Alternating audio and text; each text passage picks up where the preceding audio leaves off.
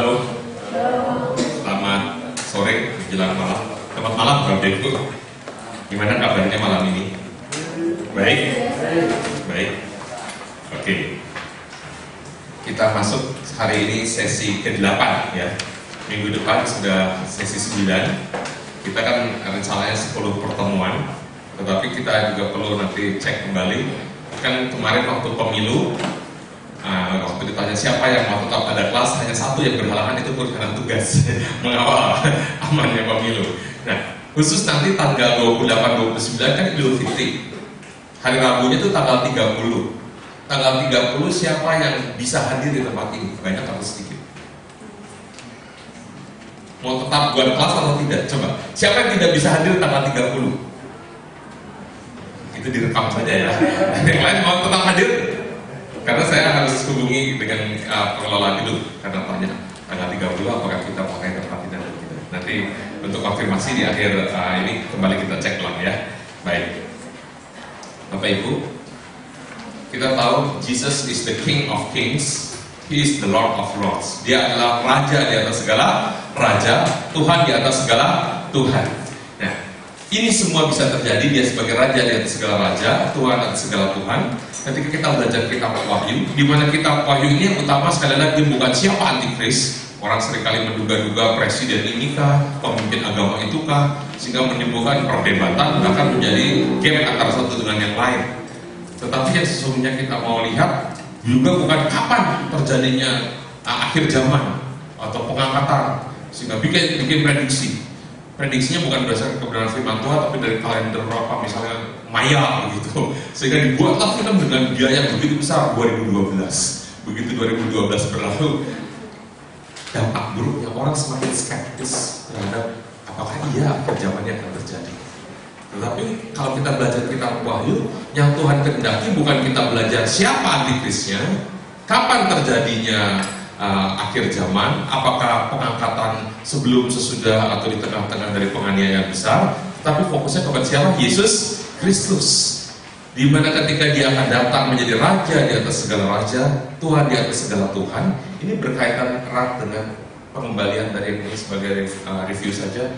Churches, gereja-gereja, karena gereja bisa saja jalan sendiri, alirannya pun mulai menyimpang ke kanan dan ke kiri, lebih mengutamakan sinode atau penokohan hamba-hamba Tuhan tertentu.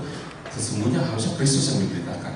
Kemudian cities and countries, di mana kota-kota di zaman gereja mula-mula, jemaat di Efesus, jemaat di Korintus, jemaat di Roma, ini berbicara tentang gereja sekota.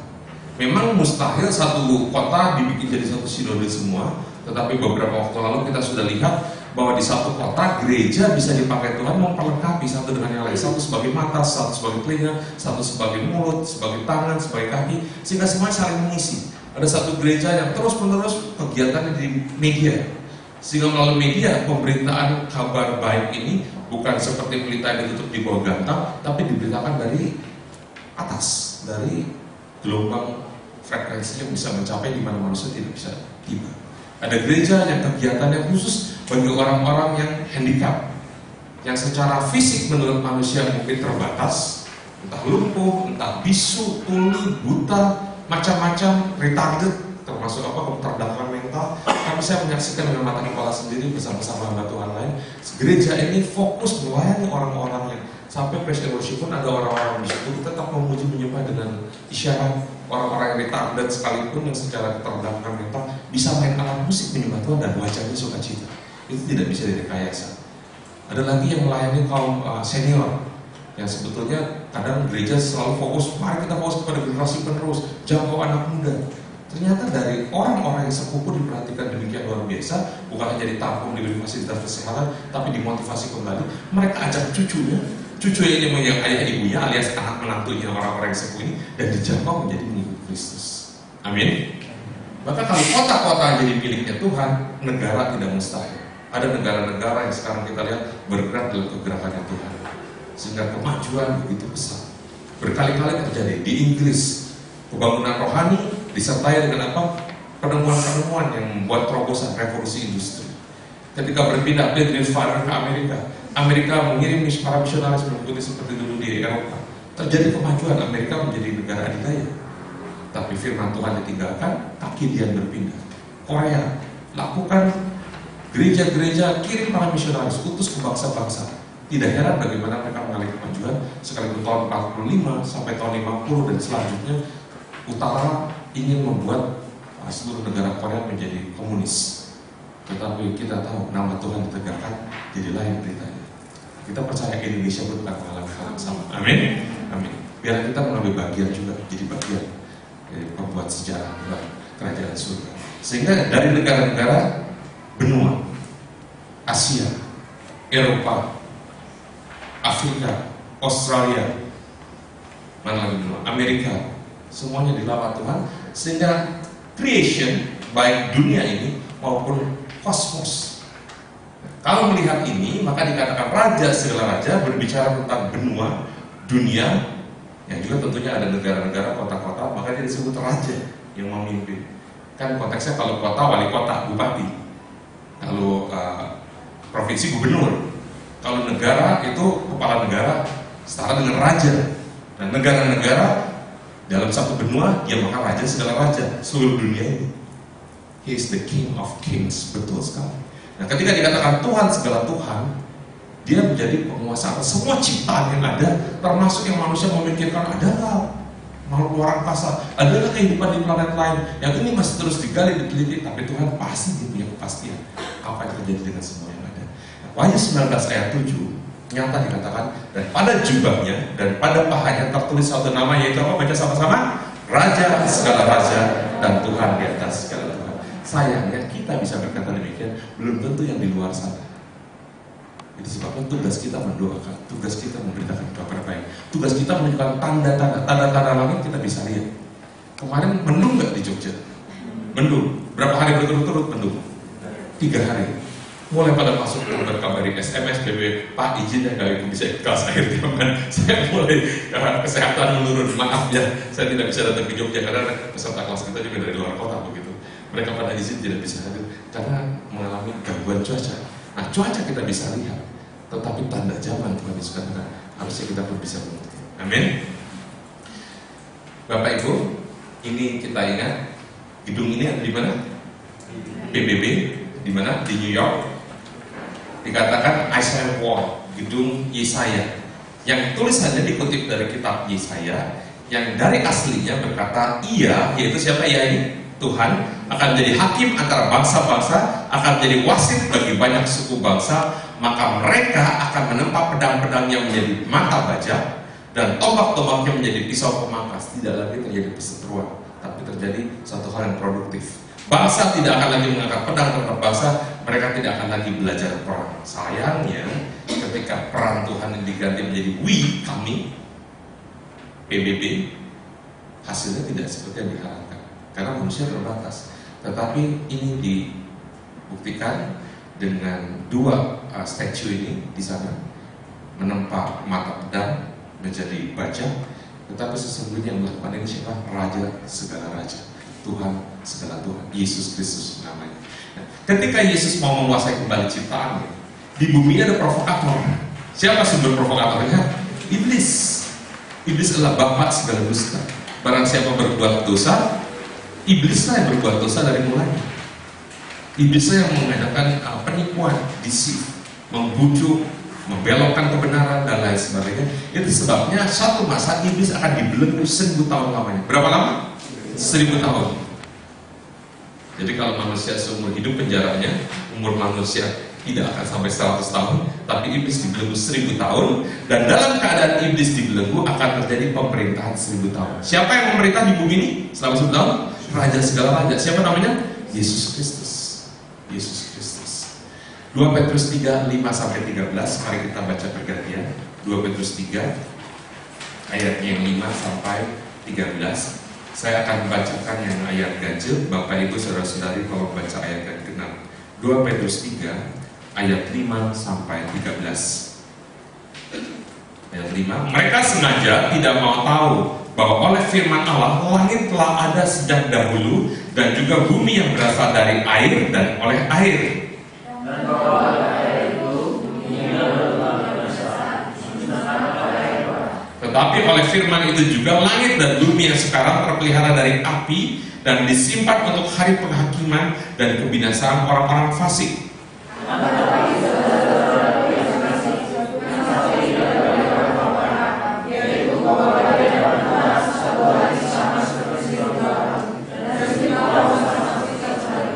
Tuhan tidak lalai menepati janjinya, sekalipun ada orang yang menganggapnya sebagai kelalaian. Tetapi ia sabar terhadap kamu, karena ia menghendaki supaya jangan ada yang binasa, melainkan supaya semua orang berbalik dan bertobat.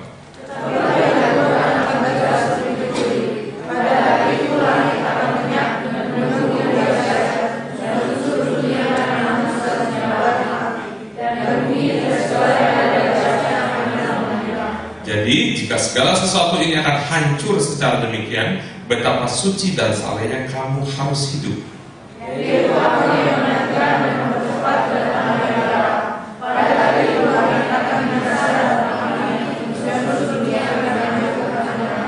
Tetapi sesuai dengan janjinya, kita menantikan langit yang baru dan bumi yang baru di mana terdapat kebenaran. Katakan langit yang baru, bumi yang baru.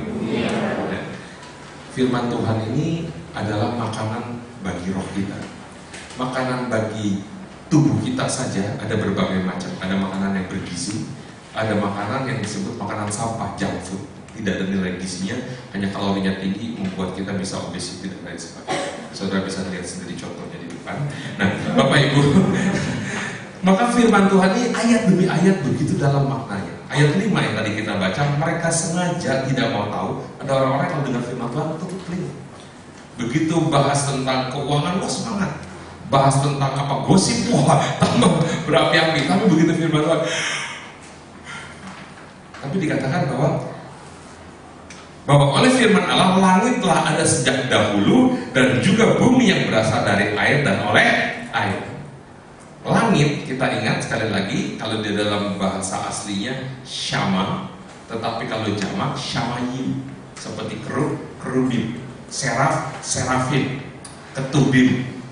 Kalau di dalam kitab bahasa Inggris, heaven, ada kalanya dikatakan sebagai heavens, karena heavens ini ada langit. Ada berapa langit? Langit burung-burung, langit bintang-bintang, langit yang mengatasi segala langit, atau langit malaikat, atau surga. Belajar kitab Wahyu sebagai akhir zaman tanpa kita mengerti apa itu awal zaman menjadi sia-sia. Itu sebabnya nanti setelah kita tahu dulu apa makna dari kisah akhirnya, kan kalau kita baca buku atau nonton film dari awal sampai akhir sangat jelas. Pertandingan sepak bola juga sama. Tapi kalau kita berhenti di tengah-tengah, hasilnya siapa yang menang? Oh, ini penjahatnya siapa? Oh, apakah mereka hidup berbahagia? Jadinya si ini sama si itu, misalnya. Kalau itu roman gitu ya. Nah, tapi kalau kita ingin tahu, kita baca bagian akhirnya saja. Saya dulu sering baca buku detektif, salah satunya Sherlock Holmes, Agatha Christie. Saya seringkali baca bagian akhirnya dulu karena saya penasaran orangnya, pengen tahu hasilnya seperti apa. Tapi setelah saya baca mengerti hasilnya, nggak seru juga kalau nggak tahu awalnya kenapa jadi seperti itu, betul nggak? Begitu juga Alkitab kita. Setelah kita mengerti bagian akhirnya, kita lebih dari pemenang karena Kristus sudah melakukan semuanya itu, dan kita tinggal ikut saja dengan turut suami. Kalau di KTP kan ada turut suami, kita mempelai, dia mempelai pria kita, tapi kita juga jadi mengerti apa di awal, termasuk penciptaan tadi. Maka dikatakan waktu kita baca kitab Kejadian sudah jelas. Pada mulanya Allah menciptakan langit dan bumi. Hari pertama Allah menciptakan apa? Terang. Dipisahkan terang dari gelap. Gelap sudah ada. Penciptaan gelombang sebelumnya. Kemudian yang berikut lagi diceritakan apa? Cakrawala. Memisahkan apa? Air di atas, air di bawah. Dengan kata lain, air sudah ada sebelumnya. Yang diciptakan cakrawalanya. Tidak dikatakan Allah menciptakan air. Maka di sini dikatakan juga bumi yang berasal dari air dan oleh air.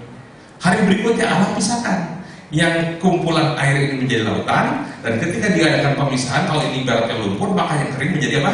Daratan. Maka sebelum kitab Kejadian pasal 1 sudah ada lumpur yang gelap. Terang diciptakan, tidak dipisahkan dari gelap.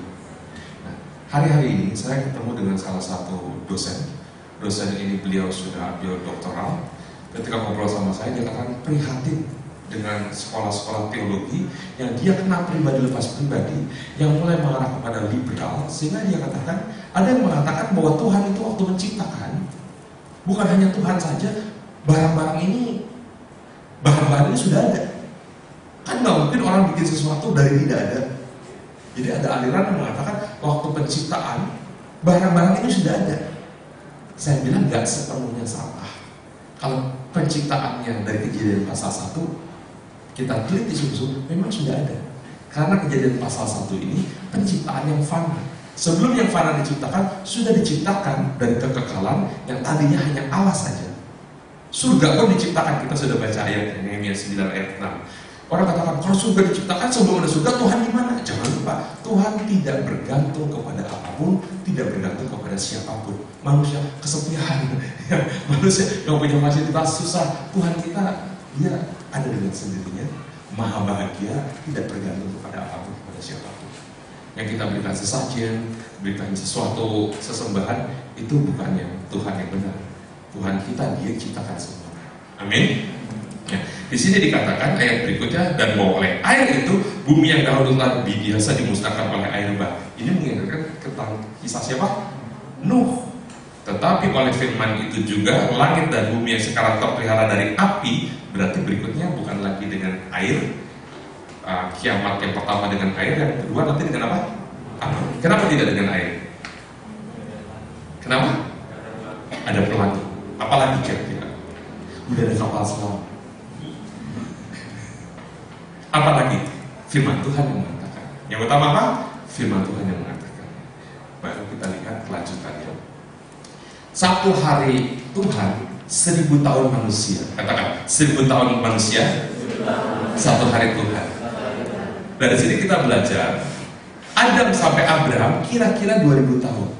Bisa dihitung, saudara. Hitung saja umur Adam. Ketika Adam usia berapa punya anak, Kain dan Habel. Tapi sayangnya Habel dibunuh Kain. Yang diperhitungkan kemudian Kejadian pasal 5 dimulai dengan Set. Pada usia berapa Abraham memiliki anak Set? Kemudian Set ini kemudian punya anak lagi. Ketika Set punya anak, umur Abraham kita tahu jadi berapa? Betul ya? Tinggal ditambahkan saja. Abraham ketika punya anak Set, Set kemudian punya anak lagi, ditambahkan jumlahnya. Maka ketika Abraham punya cucu, kita tahu umur Abraham berapa. Nah, kalau Abraham meninggal kita abaikan, tetapi anak cucunya yang beranak cucu ini setiap kali usia berapa kita tambah-tambahkan. Ketika Abraham lahir sebagai anak daripada Terah, kita bisa tahu kalau Abraham masih ada. Kalau Adam masih ada, maksud saya, Adam usianya berapa? Setelah dihitung itu kurang lebih 2000 tahun. Kalau ada waktu, punya semangat, coba hitung seperti itu. Nanti betul. Ya. Nah, kemudian dari Abraham sampai Tuhan Yesus Kristus sekitar berapa? 2000 tahun. Dari Abraham punya anak siapa? Ishak. Ishak punya anak siapa? Yang sebagai keturunannya Yakub. Yakub punya anak siapa? 12 suku Israel. Keturunan Yesus Kristus mulai siapa? Yehuda. Yehuda punya anak siapa? Perez dan Serah. Itu dia saja. Matius pasal 1, silsilah Yesus Kristus. Dan ketika dihitung-hitung, Abraham, Ishak, Yakub punya 12 anak, salah satunya suku Lewi. Lewi pun punya keturunan namanya Musa. Itu jaraknya 500 tahun. Dari Musa kepada Tuhan Yesus 1500 tahun. Makanya 2000 tahun. Yesus ke sekarang kira-kira berapa tahun? 2000 tahun. Kurang lebih 2000 tahun. Maka kalau di total jadi berapa tahun? 2000 tambah 2000 tambah 2000 berapa? 6000 tahun. 6000 tahun. Ini 6000 tahun. Satu hari Tuhan, 1000 tahun manusia. Kalau gitu ketika dibalik 1000 tahun manusia, berapa harinya Tuhan? 6 hari. Maka 6000 tahun ini berapa hari? 6 hari. 6 hari. Firman Tuhan mengajar kepada kita ada hari ke-7, 1000 tahun pemerintahan Kristus. Maka hari ke-7, harinya Tuhan. Dunia diciptakan dalam 6 hari. Hari ke-7 Tuhan menguduskan.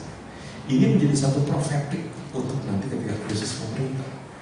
Dan kalau kita belajar lebih lanjut, diperhatikan mana turun setiap hari, orang kumpulkan mana-mana, di mana-mana dikumpulkan. Nggak boleh terlalu banyak, nggak boleh serakah. Doa Bapa kami mengajar, berikan kami makanan kami yang secukupnya. Kalau diambil berlebih, katanya menjadi busuk dan berulang. Tapi karena Tuhan yang perintahkan hari ke-6, suruh ambil berlipat, double portion. Mengapa diambil berlipat? Karena hari berikutnya tidak turun lagi. Orang bisa kelaparan kalau tidak taat kepada firman Tuhan. Bukan kepada kebiasaan.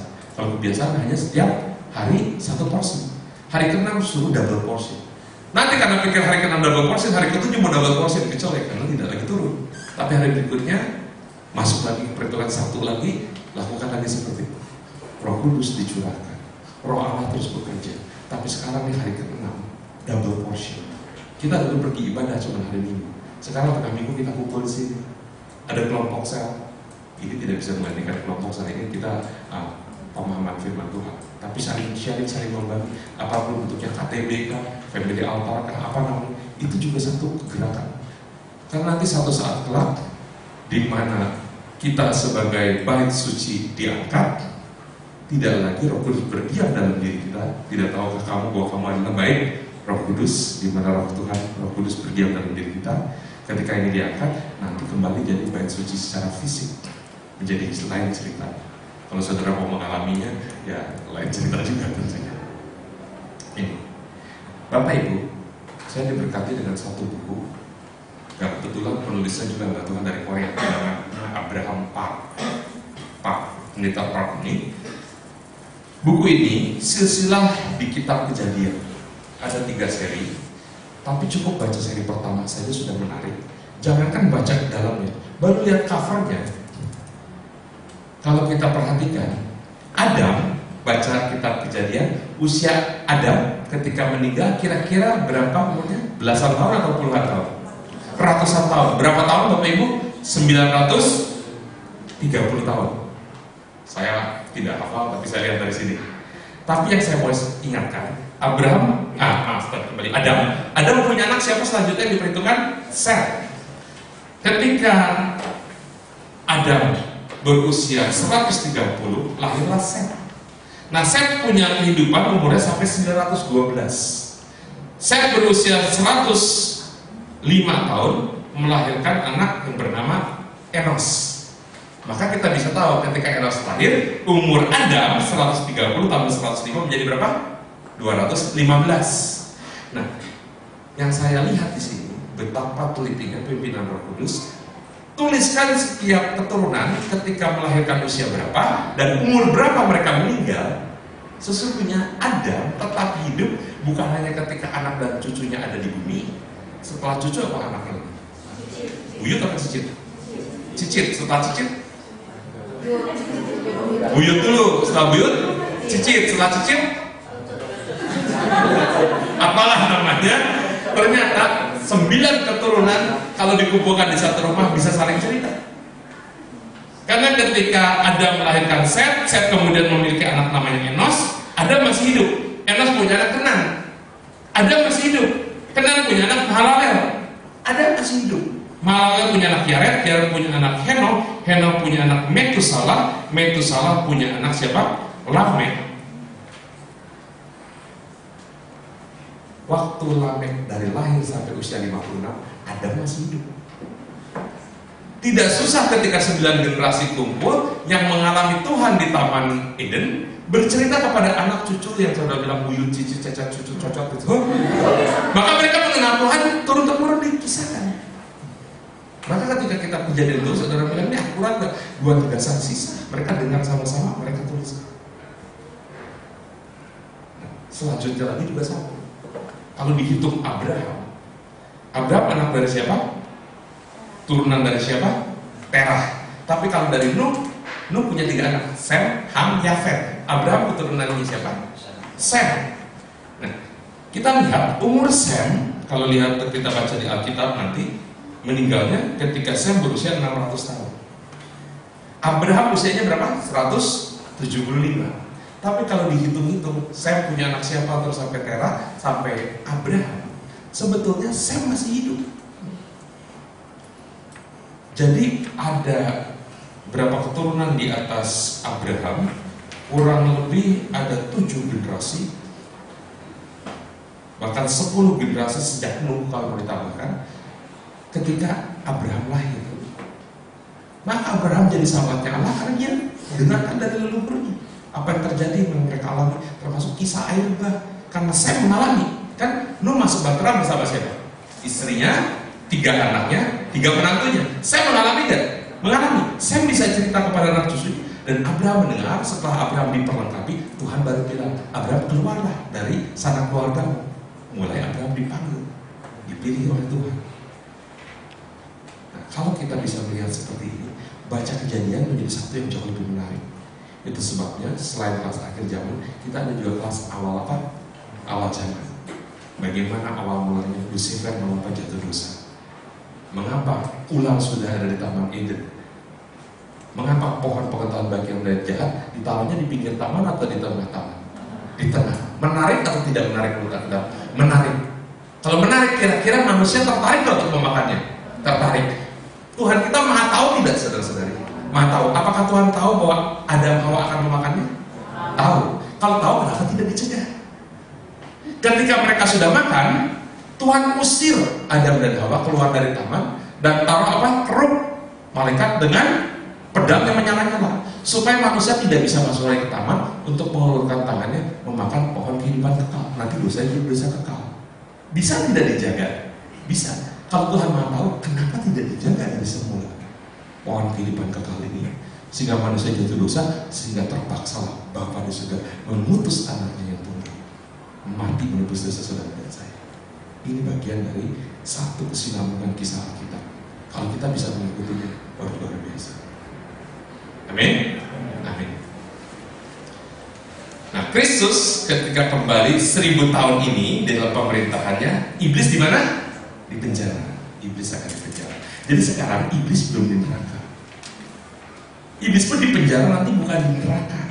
Setelah 1000 tahun masih akan dilepaskan dulu sebentar, ngawur lagi hidupnya. Wah, ini memang penyakit kambuhan.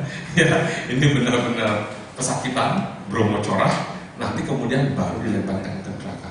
Itu pun setelah keluar 1000 tahun masih menyisakan banyak orang seperti pasien jiwa. Nah, kalau kita lihat ini garis waktu, timelines, 2000 tahun, 2000 tahun, 2000 tahun, jadi berapa tahun? 6000 tahun kurang lebih, yang disebut sebagai 6 hari, karena satu hari Tuhan, 1000 tahun manusia. Ini masa 1 hari pemerintahan secara skalanya Tuhan, tapi 1000 tahun manusia. Nah, di antaranya ini, kalau kita baca Alkitab nanti lihat ayat-ayatnya sangat jelas, dikatakan ada masa di tengah-tengah 7 tahun atau 7 masa. Apa yang terjadi di 7 masa? Alkitab juga nyatakan sehingga kita bisa mengerti. Ini masa apa? Tribulation, bahkan disebut Great Tribulation. Kita pengajaran akan ada masa kesusahan di mana belum pernah terjadi sejak bumi ini diciptakan. Penderitaan yang luar biasa. Selalu ada kabar baik. Tuhan selalu punya pola. Kalau ada sesuatu yang buruk, Tuhan kasih tahu dulu kepada hamba-hambanya. Akan ada air bah, Tuhan beritahu kepada Nuh kasih tahu kepada banyak orang. Sayangnya banyak orang yang cuek. Apa? Cuek. Dan mereka minum air sampai kembung, sampai mati. Tuhan polanya selalu beritahu terlebih dahulu ketika akan dibuang. Ketika negara Israel ini akan dipecahkan, dikoyakkan, ambil kain. Tuhan tunjukkan dulu dengan nabinya bahwa negara ini akan terkoyak menjadi 2 bagian, 10 suku di utara, 2 suku di selatan. Tuhan kasih tahu terlebih dahulu. Ketika dia akan dinobatkan menjadi raja, kasih talenta, dia kasih tahu akan datang kembali minta pertanggungjawaban. Sayangnya ada yang cuma kubur talenta. Ketika mempelai akan datang, ada 5 gadis bijaksana, ada 5 gadis bodoh. Mereka menanti-nantikan? Karena sudah diberitahu. Sayangnya yang menantikan ada yang kurang persiapan, sehingga pintu tertutup. Nah, sekarang pun Tuhan kasih tahu akan ada masa seperti ini. Daniel 9 ayat 27, mari kita lihat Daniel 9 ayatnya yang ke-27. Raja itu akan membuat perjanjian itu menjadi berat bagi banyak orang selama 1 kali 7 masa. Berapa lamanya?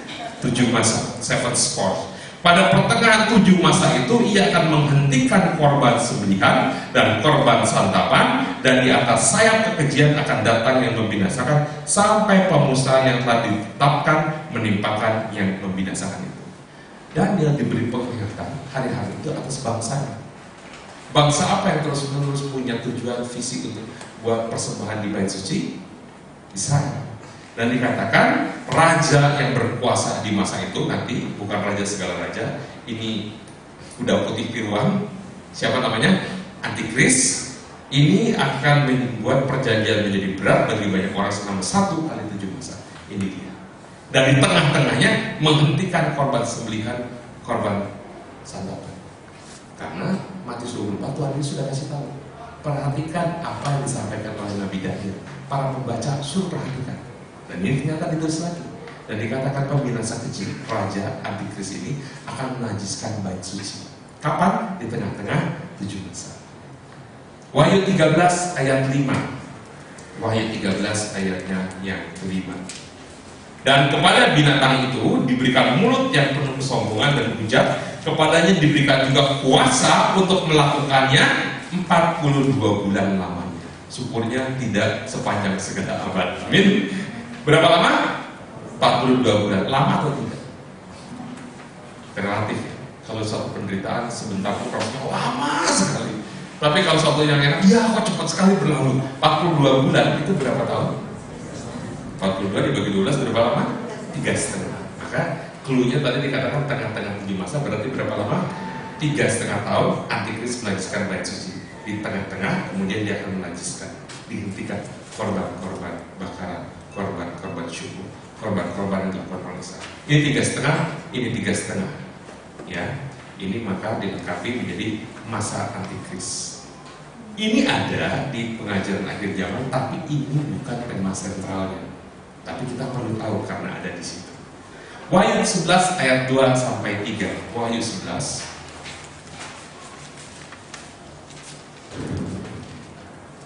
ayat 2 sampai 3. Tetapi kecualikan pelataran bait suci yang di sebelah luar, janganlah engkau mengukurnya, karena ia telah diberikan kepada bangsa-bangsa lain, dan mereka akan menginjak-injak kota suci 42 bulan lamanya. Dan aku akan memberi tugas kepada 2 saksiku supaya mereka bernubuat sambil berkabung 1260 hari lamanya. Tadi disebutkan di ayat 2 42 bulan, kita sudah tahu itu 3,5 tahun. Ayat berikut dikatakan berapa? 1260 hari. 1260 hari itu berapa tahun? Karena tahunnya Israel 1 tahun 360 hari, 1260 dibagi 360 berapa? 3,5. Jadi di 3,5 tahun ini akan ada 2 saksi. Kita sudah belajar beberapa minggu yang lalu. 2 saksi ini siapa?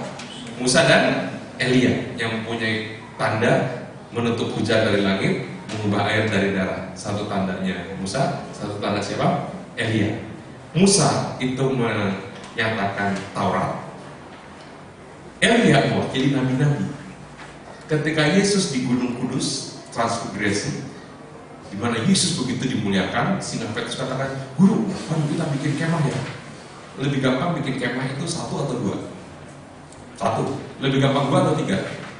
2. Kalau mau bikin 2 suka ada gurunya, karena ada Musa dan Elia, maka dibuatlah 3, jangan didirikan. Tapi mau rencana bikin 3, Musa dan Elia lenyap, tinggal Yesus di tengah-tengah, terdengar suara dari surga, "Inilah anak yang kukasih, kepadanya aku berkenan," seperti saat baptisan. Dan tambahannya apa? "Dengarkanlah dia." Kalau Musa dan Elia tidak lenyap, bingung anak yang dikasih yang mana nih, kembar 3. Dengarkanlah dia, artinya sekarang perjanjian baru yang diberitakan oleh dalam Kristus. Sekali lagi, Musa mewakili apa?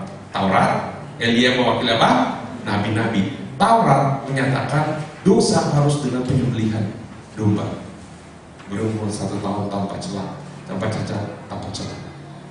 Nabi-nabi bernubuat akan datangnya Mesias. Dan di Taurat, nabi-nabi digenapi oleh siapa? Yesus Kristus. Bapak, Ibu, saudara-saudari, saksi yang di sini 2 saksi, yang di sini sudah siapa yang bekerja terlebih dahulu? 144.000 orang Israel dari berbagai suku, kecuali 2 suku yang tidak ikut, suku apa? Efraim dan suku apa? Dan yang tidak diminta.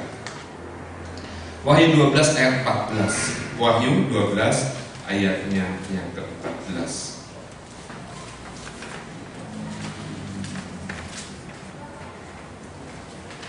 Kepada perempuan itu diberikan 2 sayap dari burung nasar yang besar, supaya ia terbang ke tempat di padang gurun, di mana ia dipelihara jauh dari tempat ular itu selama 1 masa dan 2 masa dan setengah masa. Berarti berapa?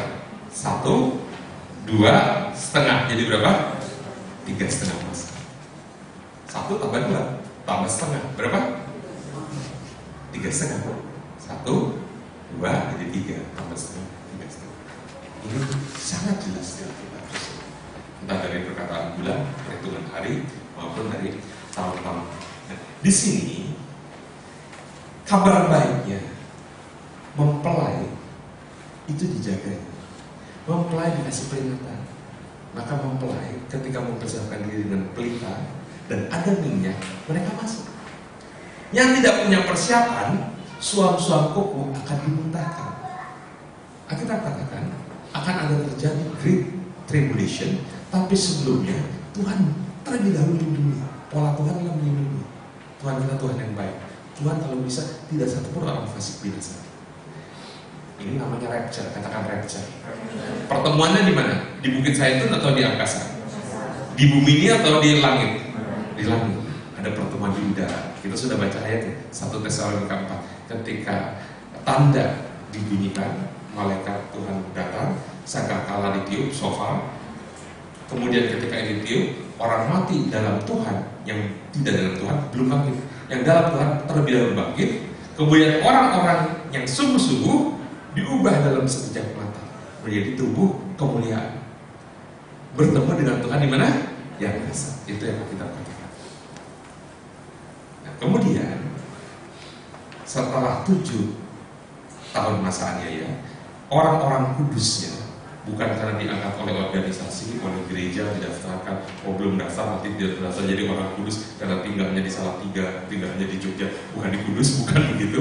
Tapi orang kudus yang sudah dikuduskan oleh darah Yesus, ini turun bersama-sama Tuhan. Baik yang dulu orang-orang kudus yang mati di masa-masa yang lalu, entah 100 tahun lalu, 500 tahun lalu, zaman gereja mula-mula yang mereka dibangkitkan, bersama yang diangkat, setelah menyaksikan dari ini, kemudian turun di sini. Itu yang kita lihat videonya minggu lalu tentang perang apa? Armageddon. Semua yang menentang Kristus harus dibinasakan. Diberi kesempatan untuk terima, diberi kesempatan untuk mau mengakui Yesus Tuhan. Tapi mereka tetap menyembunyikan diri, mereka menolak. Dan ketika Yesus akan memerintah raja segala raja, tidak bisa ada oposisi. Dan inilah saat itu. Yang ketika itu kan pasukan dunia kumpul terus turun bertemu di lembah Megiddo. Ini masa 1000 tahun di bumi, bukan di surga. Bumi ini masih akan dipakai lagi selama 1000 tahun. Dan apa yang akan terjadi di masa 1000 tahun, Alkitab kita uraikan dengan begitu jelas apa yang akan terjadi. Kemudian surga yang akan bertambah, ya. Jadi setelah 1000 tahun iblis dibelenggu, pemerintahan terjadi 1000 tahun. Kemudian ada kita Wahyu pasal 20. Wahyu 20 ayat yang pertama berkata, lalu aku melihat seorang malaikat turun dari surga memegang anak kunci jurang maut dan suatu rantai besar di tangannya. Jadi Yohanes katakan dapat visi, dapat penglihatan. Ini yang dilihat. Ini yang dilihat. Nah, malaikatnya bisa geser sedikit. Ya. Mari kita lihat. Iblis dipenjara 1000 tahun di jurang maut. Kemudian apa yang akan terjadi kemudian kronologisnya? Pemisahan domba dan kambing. Jadi pemisahan domba dan kambing ini di masa 1000 tahun ketika masa ini berakhir, orang-orang yang tertinggal di masa antikris, anak-anak Tuhan, ada 2 macam.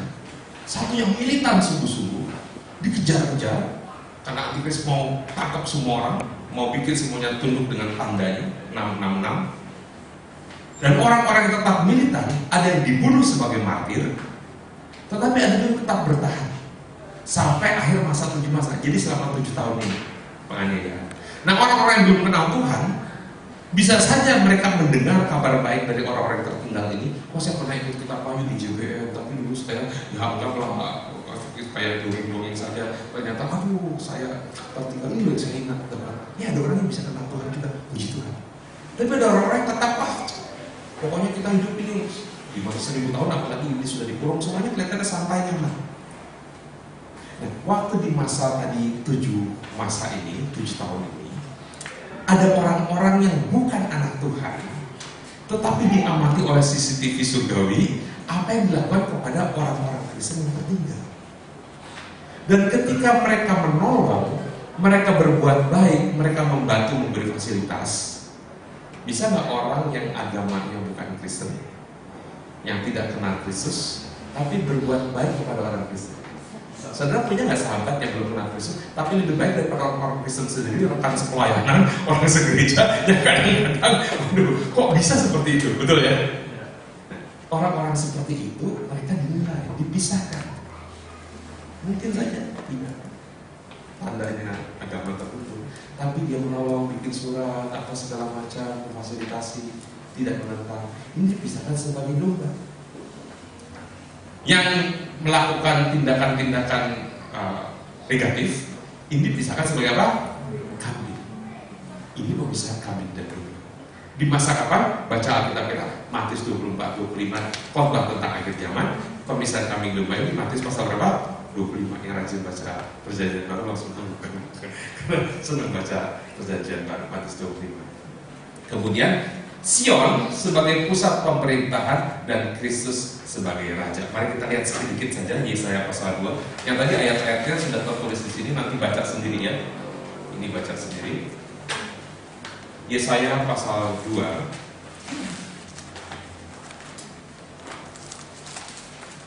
Judulnya apa? Ya kita Sion sebagai pusat kerajaan damai. Firman yang dinyatakan kepada Yesaya bin Amos tentang Yehuda dan Yerusalem akan terjadi pada hari-hari yang terakhir, bukan hari-hari awal, bukan di pertengahan, tapi hari-hari apa? Terakhir. Gunung tempat rumah Tuhan akan berdiri tegak di hulu gunung-gunung dan menjulang tinggi di atas bukit-bukit. Segala bangsa akan berduyun-duyun ke sana. Mengapa segala bangsa? Bangsa biasanya dipimpin oleh raja. Tapi ini karena ada raja segala raja, maka segala bangsa.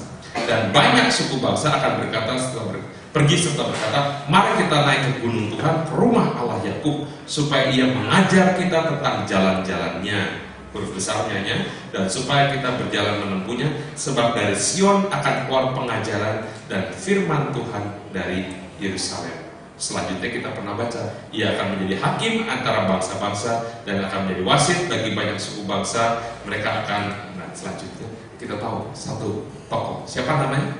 Yang ditinggikan Yesus sebagai raja. Tidak ada perseteruan atau kejahatan. Mengapa tidak ada perseteruan atau kejahatan? Siapa yang sumber dari yang telah kejahatan?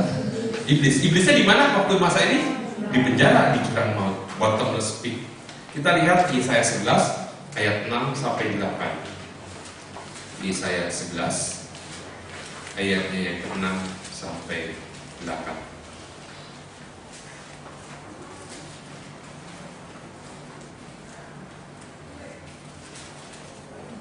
Sudah dapat? Ini yang terjadi di masa 1000 tahun pemerintahan Kristus. Serigala akan tinggal bersama domba, dan macan tutul akan berbaring di samping kambing. Anak lembu dan anak singa akan makan rumput bersama-sama, dan seorang anak kecil akan menggiringnya. Lembu dan beruang akan sama-sama makan apa? Rumput. Dan anaknya akan sama-sama berbaring, sedang singa akan makan apa? Jerami seperti lembu. Anak yang menyusu akan bermain-main dekat liang ular kedung, dan anak yang cerai susu akan mengulurkan tangannya ke sarang ular beludak. Kita baca di sini ada damai sejahtera. Kalau kita dengar di luar, singa akan makan jerami, orang ketawain, gila gitu. Sama lu bikin bahtera di atas dulu, gila. Biarlah kalau orang dunia bilang kita gila, tapi kita dibenarkan Tuhan, amin. Daripada orang puji-puji kita, tapi Tuhan bilang, gila ini saya gak kenal kamu, nyala dari hadapanku. Saya pernah cerita di sini atau saya pernah tanya, coba saya tanya ulang di sini. Yang sudah tahu mungkin ada beberapa yang sudah pernah dengar, tapi secara umum saya mau tanya. Ketika Nuh kumpulkan hewan-hewan, binatang-binatang, tiap jenis berapa pasang yang dibawa ke bahtera? Tiap jenis hewan berapa ekor yang dikumpulkan masuk bahtera? Pernah belajar? Sekolah minggu lah ini. Nuh kumpulkan binatang-binatang, tiap jenis berapa ekor?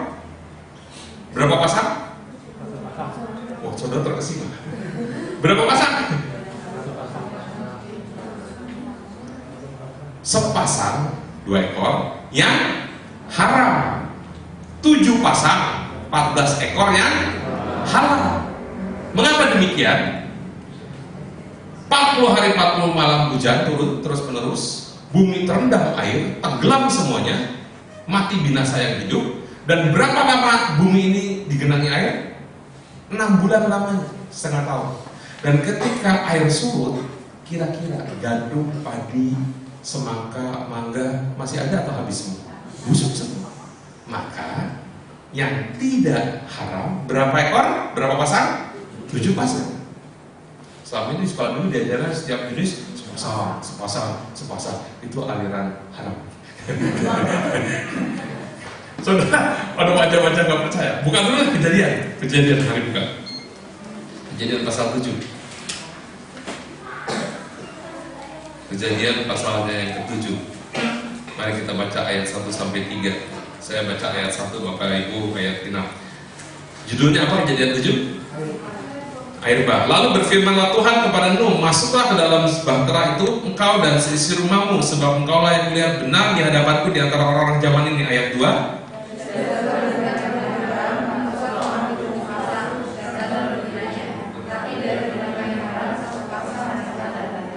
Juga dari burung-burung di udara 7 pasang jantan dan betinanya, supaya terpelihara hidup keturunannya di seluruh bumi. Dan ketika air bah surut, maka Nuh mulai mengambil beberapa ekor dari yang tidak haram. Kemudian diapakan oleh Nuh? Disembelih. Kemudian diapakan? Bukan dimakan dulu, saudara. Dipersembahkan kepada Tuhan. Dibakar, tapi sebagai korban bakaran. Bukan begini, aku mau bakar, aku goreng, aku kecolek. Nah, kalau semua binatang hanya sepasang, ambil satu saja punah. Betul tidak? Nah, kemudian itu kejadian pasal 8, kejadian pasal 9 nanti mulai dikatakan, oleh sebab itu kata Tuhan, aku memberikan binatang-binatang daging sebagai makananmu seperti halnya tumbuh-tumbuhan. Jadi, dari macam-macam lah kita buka lagi dari kejadian pasal 9. Nanti kita harus bahas lagi pasal apa kitab Kejadian ya. Awal zaman Kejadian 9.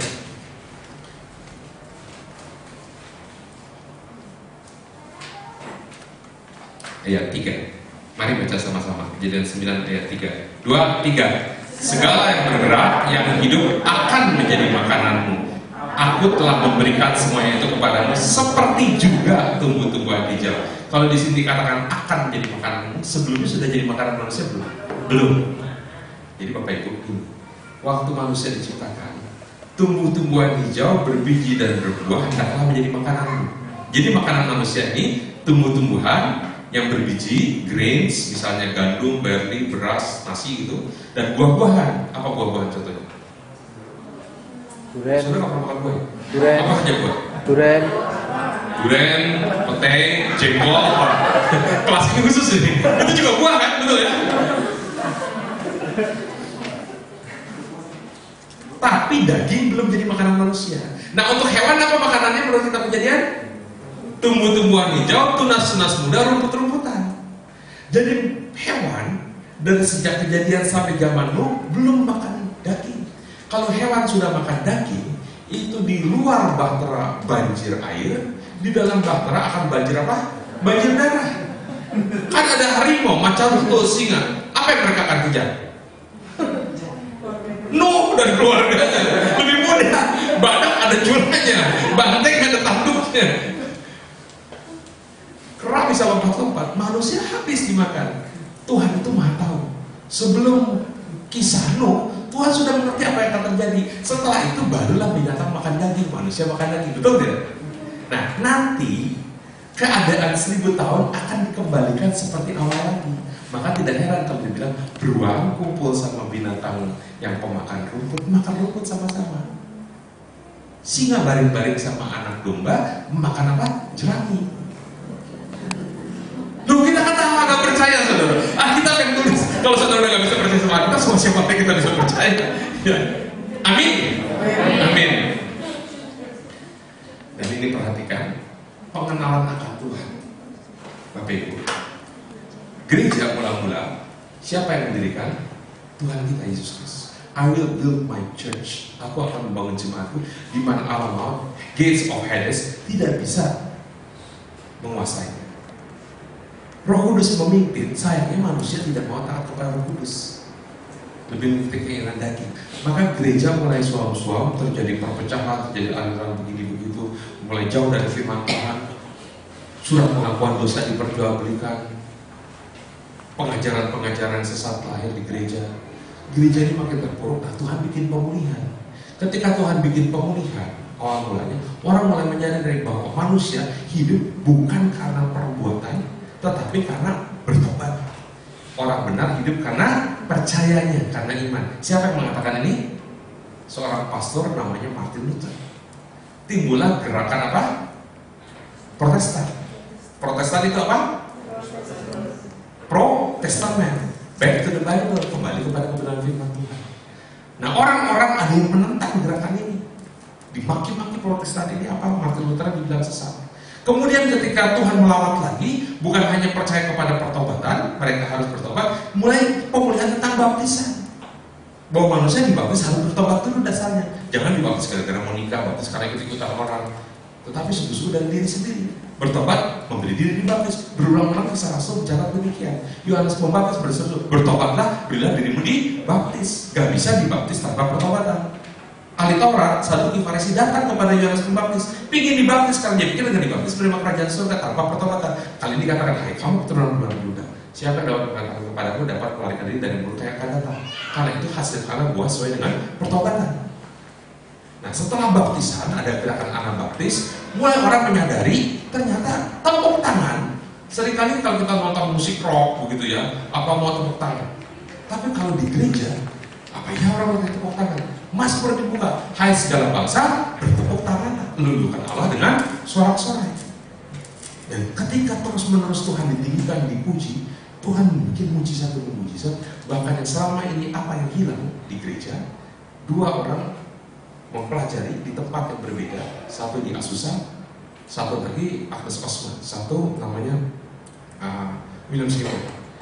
Mereka pelajari di Kisah Rasul apa yang dijanjikan di Injil yang ternyata digenapi, tapi di masa mereka tidak terjadi. Kepenuhan Roh Kudus. Dan 1900 pergantian tahun orang mulai dipenuhi Roh Kudus, timbul dan Alkitab tulis ada bahasa roh. Dan mereka mulai berbahasa. Tidak. Dan terjadi pembaruan, timbullah karismatik. Melalui karismatik orang terjadi kesembuhan ilahi. Saya mengalami, yang dokter sudah angkat tangan. Ada yang pernah mengalami kesembuhan ilahi? Ada di sini? Ada beberapa. Ada KKR kesembuhan tanpa obat, tanpa dipijit-pijit, Tuhan lapar. Dan karunia-karunia roh, orang mulai menjalankan berdasarkan karunia-karunianya. Orang awam turut melayani, bahkan lebih militan, lebih sungguh-sungguh. Kemarin saya ketemu pelayanan di Wonosobo, perintisan gereja di sana. Satu bapak katakan saya melayani para church itu full gospel businessman fellowship international. Dia kasih salam sama satu sahabat di Jogja. Dan ketika dia katakan, ketika kami ada kenalan yang punya masalah, saya pergi kemana sama Kristen sama Andre.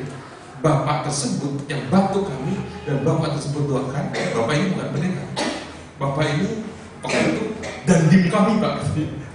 Layani dan orang mengalami kekuasaan. Jadi Tuhan pakai banyak orang. Setelah terjadi pembaruan roh, katakan karismatik, pembaruan roh. Sekarang akan terjadi pembaruan firman. Pembaruan firman ini firmannya tetap sama, tetapi Tuhan buka wawasan menjadi pengenalan akan Allah. Dan dia sudah dikatakan bahwa meteraikan firman itu sampai waktunya nanti baru akan dibukakan. Nah, hari-hari ini Tuhan mau buka pengenalan akan Allah. Jadi kalau kita masih hidup di era karismatik itu nggak salah, tapi itu terus pergerakan roh Tuhan. Seperti matahari dari pagi hingga terbang tengah hari. Maka kalau Bapak Ibu punya kesempatan setiap kali kita buka kelas, kita bisa belajar bersama-sama, bertumbuh bersama-sama. Pengenalan akan Tuhan. Yesaya 11 ayat 9. Habakuk 2 ayat 14. Yesaya 11 ayatnya yang ke-9.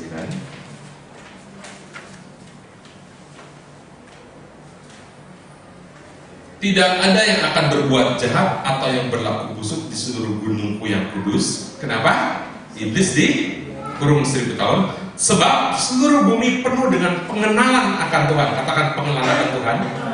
Seperti air laut yang menutupi dasarnya. Iblis masuk di bumi, pengenalan akan Tuhan itu menjadi hal yang tidak mudah. Orang ngantuk, malas, buat apalah belajar susah-susah, kita terlalu tebal, hidup sehari-harinya masih susah. Karena iblis terpencet supaya orang susah, supaya tidak punya semangat untuk mengambil yang terbaik. Marta sibuk, tapi Tuhan katakan, Marta, kamu khawatir. Maria duduk diam di bawah kaki Tuhan. Tuhan puji atau maki-maki? Apa katanya? Maria telah mengambil yang terbaik yang tidak akan dapat daripada. Pengenalan akan Tuhan. Saudara ikut kelas ini banyak kehalangannya. Ada yang upaya pengen ikut terus, bisa hambatan ini, hambatan itu. Bonusnya yang bisa ikut terus, boleh copy pelajaran ini beserta aslinya yang masih dari George Adenoran. Saya ada di ini, kasih referensi sama saya kepikan. Habakuk 2 ayat 14. Habakuk 2 ayat 14.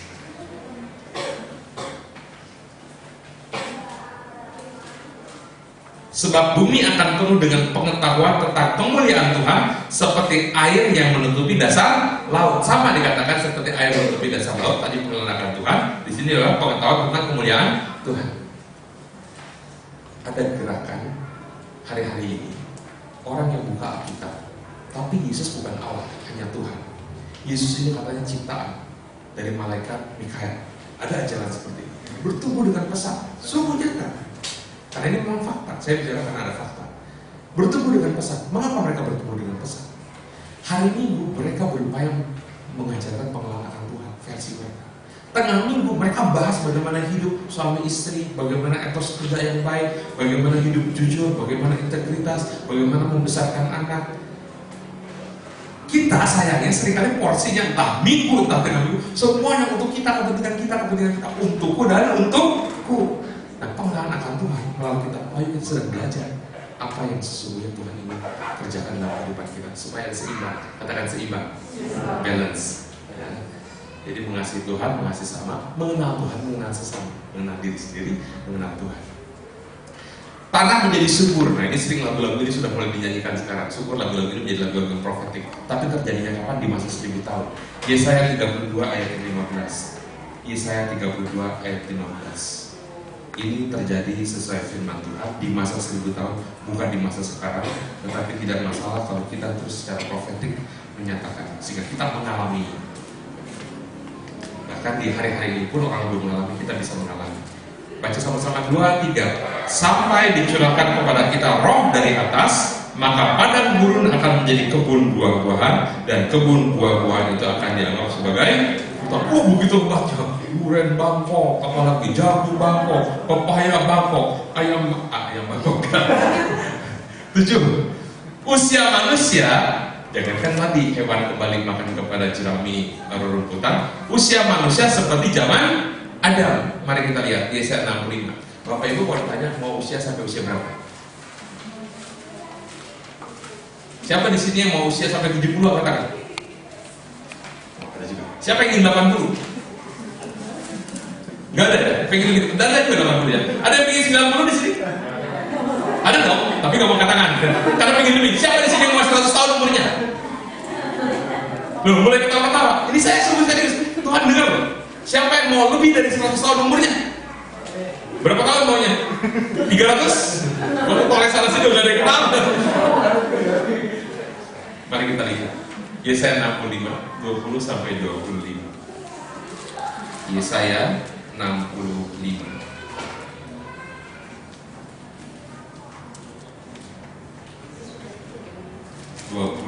Sampai 25. Kalau masa sekarang memang ada penderitaan bonusnya. Tapi kalau nanti jadi berbeda karena yang berbuat jahat sudah dikurungi. Yesaya 65 ayat 20 sampai 25. Baca gantian ya. Di situ tidak akan ada lagi bayi yang hanya hidup beberapa hari atau orang tua yang tidak mencapai umur sentuh, sebab siapa yang mati pada umur 100 tahun masih akan dianggap muda, dan siapa yang tidak mencapai umur 100 tahun akan dianggap kena kutuk. 21 baca.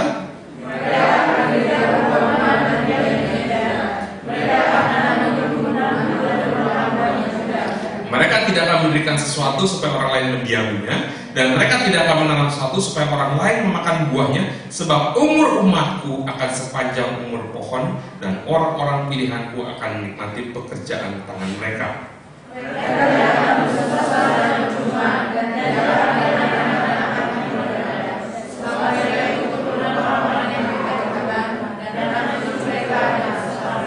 Maka sebelum mereka memanggil, aku sudah menjawabnya. Ketika mereka sedang berbicara, aku sudah mendengarkannya.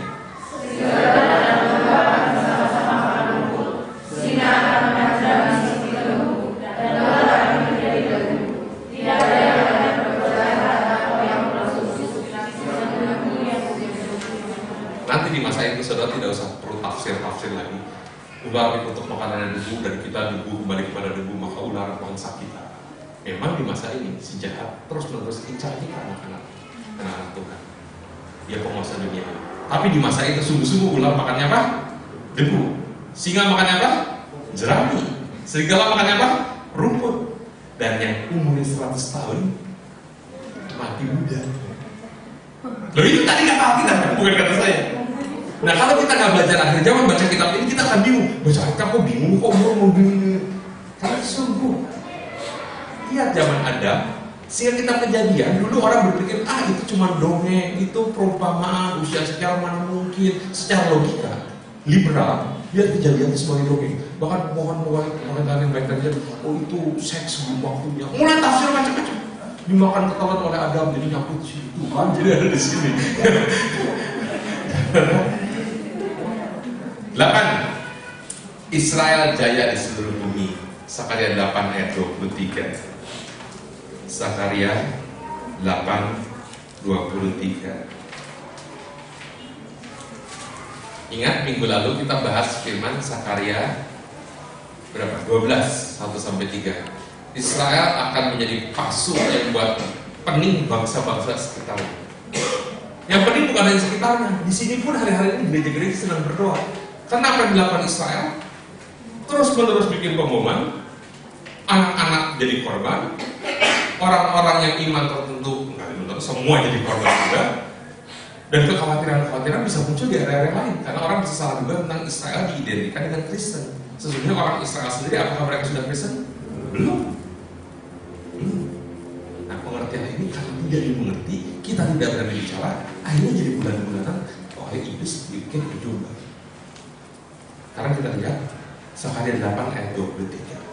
Beginilah firman Tuhan semesta alam. Pada waktu itu 10 orang dari berbagai-bagai bangsa dan bahasa akan memegang kuat-kuat puncak jubah seorang Yahudi dengan berkata, kami mau pergi menyertai kamu sebab telah kami dengar bahwa Allah menyertai kamu. Bangsa Israel, bangsa pilihan. Orang-orang jenius banyak lahir dari mereka. Orang-orang beruang sehingga negaranya bisa berdiri. Sokongan luar biasa itu terjadi. Tapi kenyataannya karena dia jadi biji matanya Tuhan, seperti anak emas, banyak orang tidak akan suka.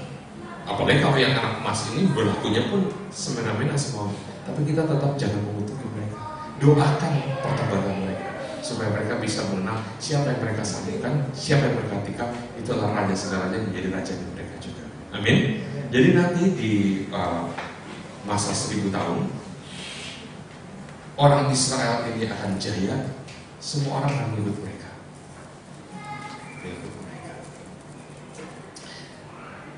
Dua jenis tubuh, ada tubuh biasa, ada tubuh kemuliaan. Maksudnya begini, waktu Tuhan Yesus bangkit, murid-murid mengenali nggak? Perjalanan ke Emmaus, ada 2 orang bicara-bicara tentang Yesus. Yesus nimbrung, mereka kenali nggak siapa Yesus? Tidak. Ketika Yesus memecah-mecah roti, baru mata mereka disikapkan secara rohani. Waktu Yesus bakar ikan di tepi pantai, murid-murid kembali kepada kehidupan lamanya, jadi nelayan kembali. Dan ketika Yesus bilang, anak-anak, adakah di antara kalian makan? Mereka tidak mengenali. Dan kemudian salah satu baru bilang, oh itu guru, itu Yesus. Baru mereka siap-siap datang kepada Yesus. Bertolaklah ke tempat yang lebih dalam kepada Tuhan. Baru mereka mengenali. Artinya tubuh kita tidak sama dengan tubuh yang kita pakai sekarang ini. Amin. Jadi saudara gak usah minder dengan tubuh yang sekarang ini. Saya seringkali, kok saya cuma pendeknya 164. Saya kadang tingginya loh, karena saya nggak tinggi. Kok di pendeknya cuma 164? Karena ketemu orang lebih tinggi segala macam. Tapi Tuhan mengasihi setiap kita, amin. Saya digigit anjing dan saya copot di sini, kalau dibuka masih kelihatan. Bukan kiwer-kiwer ya, itu sudah sembuh, tapi ada bekasnya. Tapi nanti dengan tubuh kebangkitan, tubuh kemuliaan, kita diubahkan. Kalau enggak yang mancung tetap bangga, yang mancung ke dalam mesti dioperasi plastik, betul ya? Nanti sekejap mata Tuhan ubah. Katakan firman menjadi manusia. Katakan debu tanah menjadi manusia. Yesus firman yang kekal menjadi manusia. The word became flesh. Kita flesh and blood, dan daging. Ini fana, ya. Nah, firman yang kekal menjadi manusia, mati sebagai manusia, menggantikan kita manusia yang harusnya masuk neraka. Bersyukur nggak? Bersyukur. Tapi firman yang kekal menjadi manusia dicambuki, disiksa sedemikian rupa, menyembuhkan oleh bilur-bilur kita menjadi sembuh, yang tubuh kita hanya dibutakan yang nanti dikubur. Orang didoakan kesembuhan ilahi, kira-kira satu saat dia akan mati lagi tidak? Mati. Ada nggak orang mati yang dibangkitkan di Alkitab? Siapa contohnya? Lazarus. Siapa lagi? Dorcas. Siapa lagi? Anak Yairus. Siapa lagi? Masih banyak ya di Alkitab beberapa yang dibangkitkan. Orang yang jatuh kena tulang Elisa. Dan mereka akan hidup selama-lamanya atau mati lagi? Mati lagi satu saat, dikubur, tanah kembali ke tanah. Tapi firman yang kekal menjadi manusia, menembus kita manusia untuk kita bisa kekekalan. Oke. Tapi firman yang kekal juga menjadi manusia, disiksa sedemikian rupa supaya tubuh kita yang sementara ini pun disembuhkan. Betapa baiknya Tuhan kita, amin.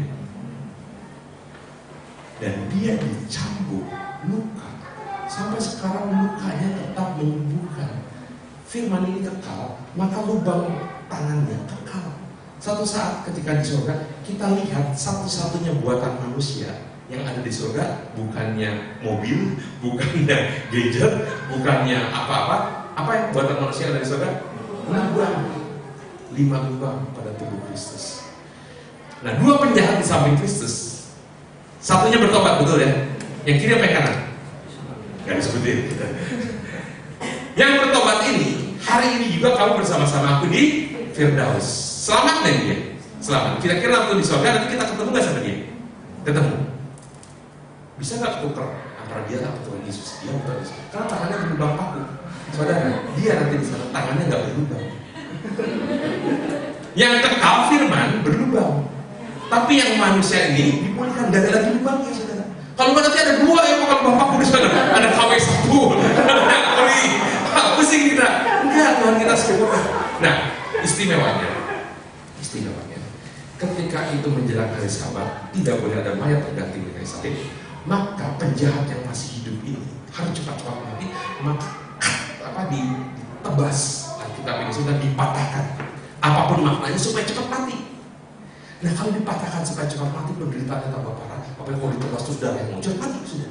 Dan 2 penjahat ini ditebas, dipatahkan. Tapi ketika lihat Yesus, puji Tuhan, dia sudah menyerahkan nyawanya, dia sudah mati. Maka tidak dipatahkan, hanya ditusuk dengan tombak mengalirkan air dan darah. Adam dibuat tidur, dan di sampingnya dibangunlah perempuan. Yesus mati, dari sampingnya lahirlah gereja, kita mempelai church, gereja. Nah, yang terjadi kalau Yesus dipatahkan juga, cucukkanlah jarimu kalau tidak percaya, terus jangan patahkan. Kekal. Alkitab kita luar biasa. Tuhan kita dahsyat. Amin. Maka nanti ada tubuh biasa. Orang-orang yang melalui masa tribulasi, mereka tidak bertobat, masuk 1000 tahun dari memisah kambing dan domba. Dan ketika mereka masuk ini, mereka seperti kita, makan karena lapar, berjalan segala macam. Tapi yang tadi turun bersama Kristus, ingat, ruang tertutup Kristus bisa masuk ke dalamnya. Betul, pernah baca? Dia mau makan bisa, nggak makan pun nggak apa-apa. Nggak lagi tergantung makanan, tapi digantung rumah kita bisa nggak makan? Pernah nggak Yesus setelah bangkit makan apa? Ikan apa? Bakar apa goreng? Goreng apa bakar? Bakar apa goreng? Bakar ya? Mau bakar boleh, goreng boleh. Tapi saya bilang goreng. Lu kok nggak percaya? Lihat dulu lah, Lukas pasal berapa? 24 ayat 41-42. Tadi yang bilang bakar, mari baca bertobat kembali. Oh, ini bukan altar kok. Lukas 24 41-42. Saya baca 41, Bapak Ibu baca 42. Dan ketika mereka belum percaya karena girangnya dan masih heran, berkata ia kepada mereka, adakah padamu makanan di sini? 42 baca sama-sama. 2, 3. Lalu mereka memberikan kepadanya sepotong ikan goreng. 43, ia mengambilnya dan memakannya di depan mata mereka. Loh, kalau kita masak goreng, belum ada Kentucky Fried Chicken, ya ini mah ikan, saudara. Masa digoreng dan dibakar? Jangan gara-gara goreng sama bakar kita jadi perpecahan. Manusia dari makanan aja bisa ribut. Bikin acara Natal, nasi uduk apa nasi kuning? Itu jadi ribut. Begitu nasi kuning kurang gurih, kata saya juga nasi uduk. Gereja pecah cuma gara-gara nasi kuning, nasi uduk. Sambalnya bukan sambal kacang. Syukur saudara nggak ngalamin, saya juga nggak. Setelah 1000 tahun, iblis dilepaskan sesaat lagi. Wahyu 20 ayat 7. Saudara perlu ayat atau mau lanjut terus? Maksudnya perlu bukti ayat nggak? Ya bang, buka lah dari bacanya. Wahyu 20 ayat 7. Nanti dibilang begini di rumah nggak dibaca juga. Wahyu 20 ayat yang ke-7. Judulnya apa? Iblis dihukum. Wahyu 20 ayat ke-7. Bukan Wahyu 20-nya. Saya tahu tapi ayat 7. Mari baca 2, 3. Dan setelah masa 1000 tahun itu berakhir, iblis akan dilepaskan dari penjara. Keluar lagi retaknya. Dan apa yang iblis kerjakan? Ayat 8 dan ayat 9. Dan ia akan pergi menyesatkan bangsa-bangsa pada tempat penjuru bumi, yaitu Gog dan Magog, dan mengumpulkan mereka untuk berperang, dan jumlah mereka sama dengan banyaknya pasir di laut. Berarti yang disesatkan sedikit atau banyak? Maka naiklah mereka ke seluruh dataran bumi, lalu mengepung perkemahan tentara orang-orang kudus dan kota yang dikasih itu, tetapi dari langit turunlah api menghanguskan mereka. Puji Tuhan. Kenapa mereka bisa disesatkan? Karena mereka melihat kita, orang-orang kudusnya, itu berbeda dengan mereka.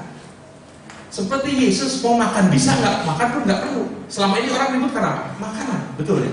Dan ketika mau masuk ruangan nggak usah buka pintu pun kita bisa masuk. Seperti kecepatan cahaya. Saudara tahu jendela ada kacanya? Apa yang bisa tembus kaca? Main pisau air, airnya nggak tembus. Siram pohon, airnya nggak tembus. Lempar handuk nggak tembus. Tempar batu pecah memang. Tapi yang bisa tembus apa? Sinar, cahaya, bisa masuk. Nah nanti kita, set ada di sini, set ada di sini. Alkitab ajar. Belum masa 1000 tahun pun Filipus tiba-tiba dipindahkan oleh malaikat ke Asdod. Elia tiba-tiba dengan set ke sini, set ke sana. Nanti kita jadi orang-orang yang istimewa dan orang-orangnya cuma lihat. Tiba-tiba iblis datang. Kamu selama ini jadi anak bawang, mereka dapat fasilitas, gak adil untuk pilih kasih Tuhan. Ikut saya juga bisa. Mereka ikutan disesatkan. Mari kita serang. Provokasi. Siapa yang gak mau diprovokasi? Orang-orang yang kurang beruntungan sebetulnya. Mengapa banyak orang bisa demo, bisa segala macam, cuma urusan 50.000 nasi bungkus. Orang-orang yang menderita tuh pingin dapat solusi. Sayangnya solusinya bukan melalui Kristus. Iblis dilemparkan ke neraka ayat 10. Dan iblis yang menyesatkan mereka dilemparkan ke dalam lautan api dan belerang, yaitu tempat binatang dan nabi palsu itu, dan mereka disiksa siang malam sampai selama-lamanya. Kasih tahu sebelahnya. Sekarang iblis belum di neraka. Sekarang iblis di mana? Bukan di jurang maut juga, di mana? Dia dan anak buahnya menguasai, dan kita sayangnya ada di sini. Makanya penderitaan, penipuan, apa saja bisa terjadi, kecelakaan. Orang mati di luar Tuhan dibangkitkan. Nah, ini baru giliran mereka. Ayat Wahyu 20 ayat yang kelima. Mari kita lihat ayat kelima, atau kita dengar saja. Tetapi orang-orang mati yang lain yang tidak bangkit sebelum berakhir masa yang 1000 tahun itu, inilah kebangkitan pertama. Katakan kebangkitan pertama. Kebangkitan kedua. Siapa yang lebih dulu bangkit? Orang dalam Kristus atau orang dalam Kristus yang lebih dulu bangkit? Kita ikut pemerintah tadi waktu tadi 1000 tahun masa tribulasi berakhir, kita memerintah 1000 tahun. Setelah itu baru mereka di luar Tuhan dibangkitkan. Apa yang terjadi? Kemudian langit dan bumi lenyap. Wahyu 20 11-14. Lalu aku melihat suatu tahta putih yang besar dan Dia yang duduk di atasnya. Dari hadapannya lenyaplah bumi dan langit dan tidak ditemukan lagi tempatnya. Saudara kalau melihat bahwa begini nggak apa-apa. Tapi kalau kita ada di lantai 20, kita masih di dalam ruangan masih nggak apa-apa. Kalau kita ada di ujung ruangan dari lantai 20, saudara nggak lihat, mundur kan? Ada orang pengen gaya-gaya, ada topnya, ya foto-foto di sana. Kemudian jatuh, jatuhnya syukur ada kolam, 20 lantai. Innalillahi wa inna ilaihi raji'un. Tetapi sekarang bayangkan kalau semua tiba-tiba di langit bumi ini lenyap. Ini yang terjadi, langit bumi lenyap. Tadi dikatakan ayat 12. Dan aku melihat orang-orang mati besar dan kecil berdiri di depan tahta itu, lalu dibuka semua kitab. Dan dibuka juga sebuah kitab lain, yaitu kitab kehidupan. dan orang-orang mati dihakimi menurut perbuatan mereka berdasarkan apa yang ada tertulis di dalam kitab-kitab itu. Maka laut menyerahkan orang-orang mati yang ada di dalamnya, dan maut dan kerajaan maut menyerahkan orang-orang mati yang ada di dalamnya. Ini disebut Hades. Orang-orang mati di luar Tuhan istirahat di Hades, bukan istirahat, disiksa juga di Hades. Dan mereka dihakimi masing-masing menurut perbuatannya. Lalu maut dan kerajaan maut itu dilemparkan ke dalam lautan api. Itulah kematian yang kedua, lautan api. Berikut tahta putih penghakiman orang fasik. 15 ayat lanjut, baca sama-sama. 2, 3. Dan yang orang tidak ditemukan namanya tertulis dalam kitab kehidupan itu, ia diadakan dalam nama api itu. Jangan sampai ada saudara kita, ada keluarga kita, ada sahabat kita yang namanya belum tertulis dalam kitab kehidupan. Kalau saudara tahu ada orang-orang yang belum terima Yesus, setiap hari mulai sekarang doakan, karena waktunya begitu singkat. Tiap hari doakan. Saya hasil doa 8 tahun dari teman saya terima Yesus. Ketika saya bertobat, dicoret tangan saya dari buku doanya. Mendoakan orang itu mungkin bisa tahu nggak, tapi tidak pernah sia-sia. Amin. Kalau orang itu nggak bertobat pun, Tuhan lihat jerih payah kita, tidak pernah sia-sia di dalam kita. Baru Yerusalem baru, Wahyu 21. Baca semua, lama baca judulnya. Langit yang baru dan bumi yang baru, itu ayat 1. Kemudian ayat 9, judulnya apa? Yerusalem baru. Baru terjadi tahta pengadilan Kristus. Katakan tahta putih. Untuk siapa ini? Orang-orang yang tidak ada namanya dalam kitab kehidupan, tapi tahta pengadilan Kristus buat pengikutnya tentunya. Di sini ada di 2 Korintus 5 ayat yang 10. 2 Korintus 5 ayat 10.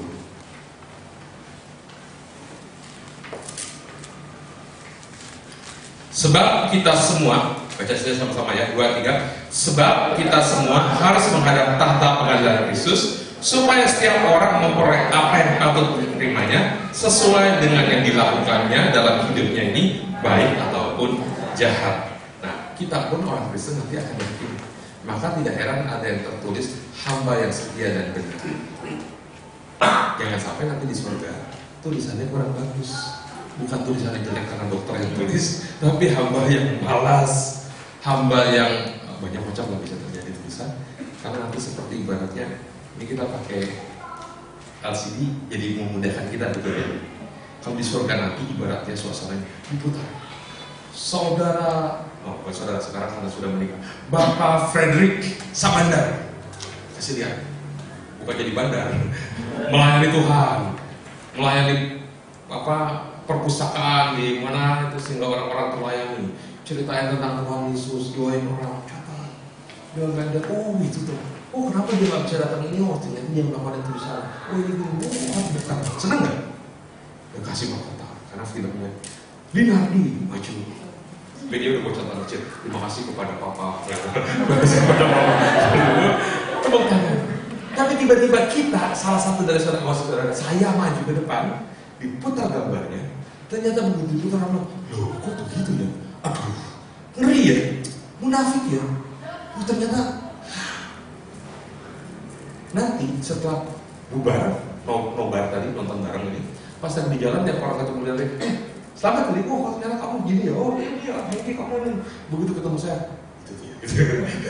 Jadi ada orang yang dibangkitkan untuk dimuliakan, kita bilang, ada orang yang dibangkitkan untuk mendapat kehinaan. Dan ini ada mengajar di kisah Aisyah. Jadi kemuliaan matahari berbeda dengan kemuliaan bulan, kemuliaan yang bintang yang satu berbeda dengan kemuliaan bintang yang lain. Ayatnya masih dibahas tentang kebangkitan. Persiapkan diri kita sungguh-sungguh, sehingga ketika ini semua kita mungkin lewat saja sebagai pelajaran. Jangan lupa langit dan bumi pun akan lenyap. Kita menempati Yerusalem baru. Dan apa yang terjadi? Pembagian upah dan mahkota. Matius 25, 14-30. Ada yang dipercaya berapa kota paling banyak? 11 kota. Karena 10 plus yang satu diberikan kepada yang 10 yang dipercaya. Kemuliaannya tidak sama. Saudara mau memerintah atau diperintah selama-lamanya? Di keluarga diperintah-perintah karena anak paling kecil disuruh dikasih. Di sekolah juga sama, guru kasih PR. Kuliah podoai. Di gereja pelayanan, oh datang jangan telat ya, kamu harus juga itu ya kena lagi. Di pekerjaan sama. Ya ternyata pelayanan kita pun mencelani nanti di sana pun apa kita jadi pemerintah atau diperintah tentukan dari Tuhan. Amin. Karena di sana nanti nggak ada shift. Yang satu jadi presiden malam, satu presiden siang. Yang satu jadi raja, setelah berapa waktu turun, yang ini jadi rakyat pemerintah. Enggak seperti itu. Ya. Ada pertanyaan atau pernyataan?